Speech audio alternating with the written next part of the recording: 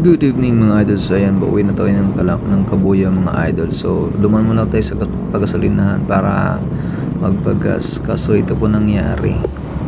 Kala ko hindi natatakbo yung aking ADB. Ayan, simula nung napakabitan ko ng auxiliary lights, naging ganito po ito. Sana ma-identify na po kung ano po yung problema. Kasi minsan nag-worry ako pag nagbiblink po yung case sensor ng ADB.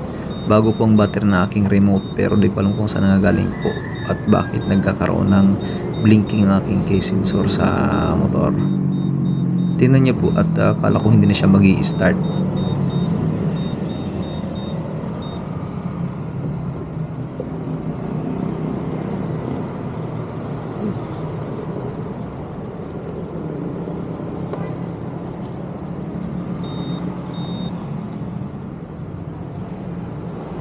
Pansinin niyo dito habang inon ko yung ADB pero nag-blink lang yung aking case sensor dito. Naka-on po yan para ano. Ayan, nilapit ko na rin yung susi ko mga idol, yung remote ko pala mga idol.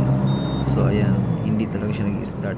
Dalawang beses ko siyang sinubukan, kaya medyo kinakabahan ako dyan. But hindi siya nag-on, hindi siya umaandar pero naka-on. Ayan, sana may makatulong sa atin na maayos yung ating problema dyan sa sensor na yan.